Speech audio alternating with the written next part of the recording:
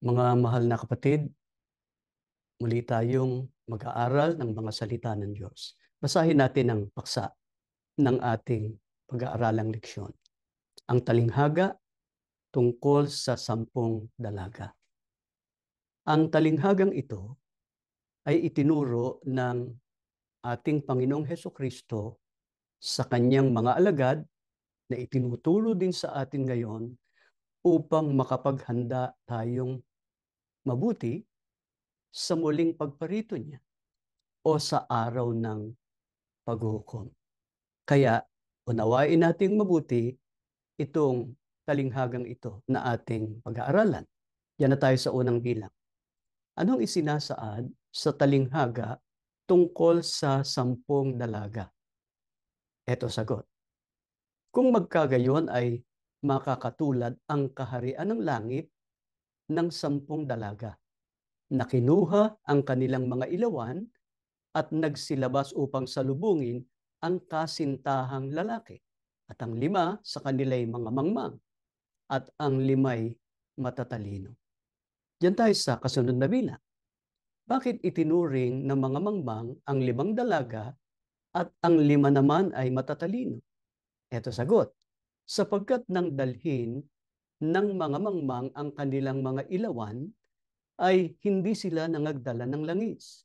Datapwat ang matatalino ay nangagdala ng langis sa kanilang sisidlan na kasama ng kanilang mga ilawan. Yan tayo sa kasunod na bilang. Anong nangyari? Samantalang hinihintay ng 10 dalaga ang pagdating ng kasintahang lalaki. Ito sagot, naantala ang pagdating ng lalaking ikakasal, kaya't inantok at nakatulog sila sa paghihintay. Yan tayo sa kasunod. Nang maghating gabi na, samantalang ang lahat ay natutulog, ano ang narinig ng 10 dalaga? Ito sagot. Datapwat, pagkahating gabi ay may sumigaw. Narito ang kasintahang lalaki. Magsilabas kayo upang salubungin siya. Yan tayo sa kasunod na bilang. Pagkarinig ng sigaw tungkol sa pagdating ng kasintahang lalaki, ano ang ginawa ng 10 dalaga? Ito sagot. Ang lahat ng mga dalagang yun ay nagsibangon at inihanda ang kanilang mga ilawan. Yan tayo sa kasunod. Anong sinabi ng 5 mangmang na dalaga sa 5 matatalino? Ito sagot. Sinabi ng mga mangmang sa matatalino, pahingi naman ang langis ninyo, namamatay na kasi ang aming mga ilawan. Yan tayo sa kasunod. Anong isinagot ng 5 matatalinong dalaga nang humingi sa kanila ng langis ang 5 mangmang? Ito sagot. Ganito ang sagot ng mga matalinong babae. Malamang na hindi maging sapat ito para sa amin at sa inyo. Pumunta na lang kayo sa mga nagtitinda at bumili kayo ng para sa inyo. Yan tayo sa kasunod na bilang. Samantalang pumaparoon ang 5 dalaga upang bumili ng langis, ano ang naganap? Basahin natin ang sagot. Kaya't lumakad ang 5 dalagang iyon upang bumili ng langis. Habang wala sila, dumating ang lalaking ikakasal. Ang 5 nakahanda ay kasama niyang pumasok sa kasalan at isinara ang pinto. Yan tayo sa kasunod na bilang. Anong ginawa ng 5 mangmang na dalaga nang sa pagbalik nila ay nasumpungan nilang dumating na ang lalaking ikakasal? Pinapasok na sa kasalan ang 5 nakahanda at naisara na ang pinto. Basahin natin ang sagot. Di nagtagal ay dumating naman ang ibang mga dalaga. Panginoon, Panginoon, pagbuksan mo po kami, pakiusap nila. Kung gayon, yung 5 mangmang na dalaga na hindi nagdala ng langis para sa kanilang ilawan, palibhas ay wala sila nang dumating ang lalaking ikakasal na pagsaran sila. Ang nakapasok lang sa kasalan o sa handaan yung 5 matatalinong babae. Pagdating nila doon, palibhasa ay nakasara yung pinto, kumatok sila. Ang sabi, Panginoon, Panginoon, pagbuksan mo po kami, pakiusap nila. Diyan tayo sa kasunod na bilang. Pinagbuksan ba ng Panginoon ng pinto ang 5 mangmang na dalaga upang makasalo din sa kasalan? Ito sagot, basahin natin. Hindi. Sa halip ay sinabi niya sa kanila na, sino ba kayo? Hindi ko kayo kilala. Kung ganon, hindi na sila pinagbuksan, itinakwil pa. Hindi kinilala. Sino ba kayo? Hindi ko kayo kilala. Samantalang naghanda rin sila sa pagparito ng lalaking ikakasal. Pero dahil hindi lubos ang kanilang paghahanda, ay hindi sila nakadalo sa kasalan. Diyan tayo sa kasunod na bilang. Anong aral ang nais ng Panginoong Hesukristo na matutunan ng kanyang mga lingkod sa talinghagang ito? Ito sagot, basahin natin. Kaya't magbantay kayo, sapagkat hindi ninyo alam ang araw o ang oras man ng pagparito ng anak ng tao, na ang tinutukoy ay ang Panginoong Hesukristo. Ito ang aral na dapat matutunan ng mga lingkod ng Panginoong Hesukristo sa talinghagang ito tungkol sa 10 dalaga. Ano sabi? Magbantay kayo, sapagkat hindi ninyo alam ang araw o ang oras man ng pagparito ng anak ng tao o ng Panginoong Hesukristo.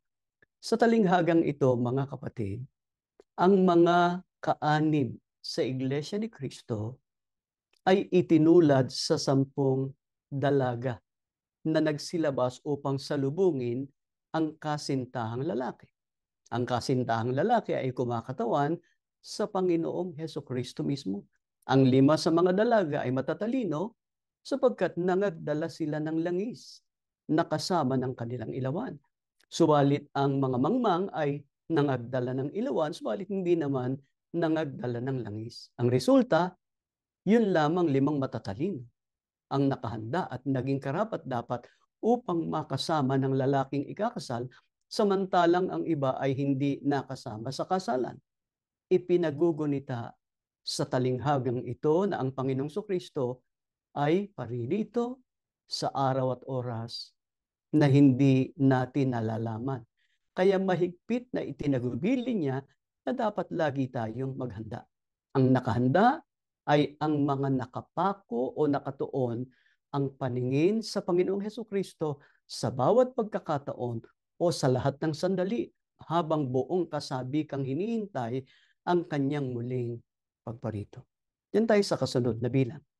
Sinong mga kaanib sa Iglesia ni Cristo ang makakatulad ng mga dalagang matatalino na ang ilawan ay magliliwanag hanggang sa araw ng pagparito ng Panginoong Hesukristo? Ito sagot, basahin natin.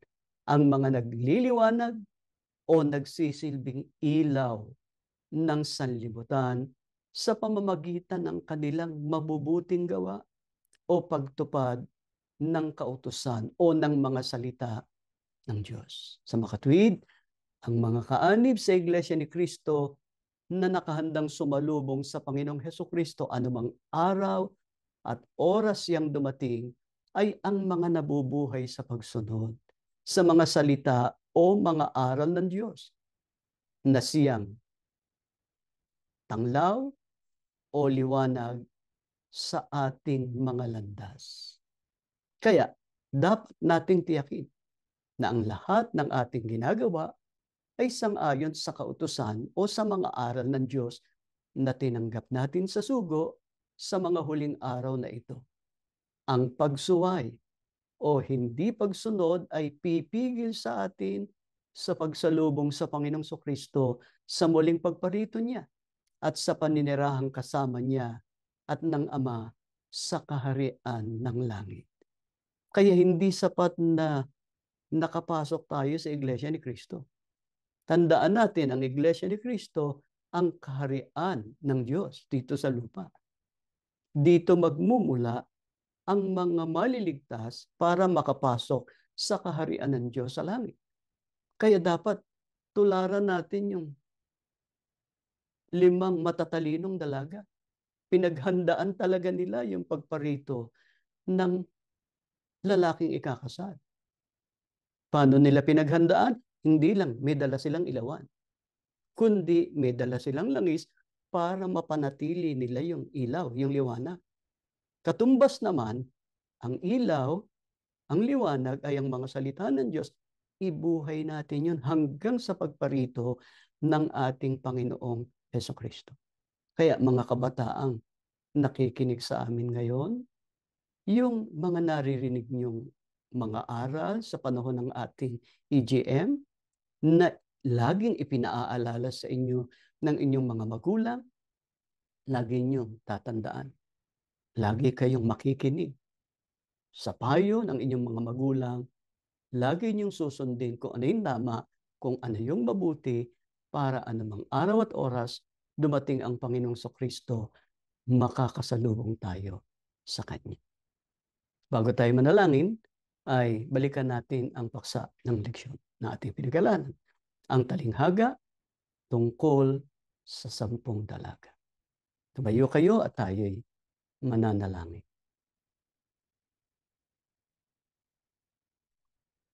Aming Ama, maraming salamat po sa liwanag ng mga aral mo na tinanggap namin ngayon.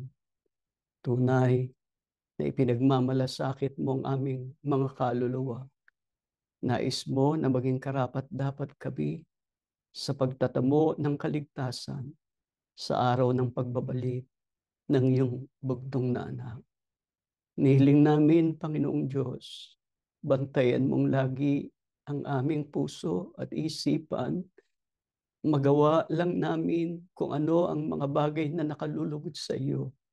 Habang naghihintay kami sa araw na isusugo mo na ang iyong bugtong na anak, mabuhay kami ng ayon sa iyong mga kalooban.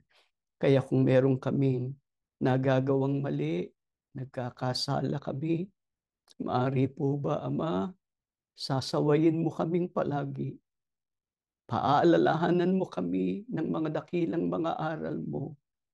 Lagi mong kikilusin ang aming puso para ang gawin lang namin ay ang mga bagay na nakalulugod sa iyo.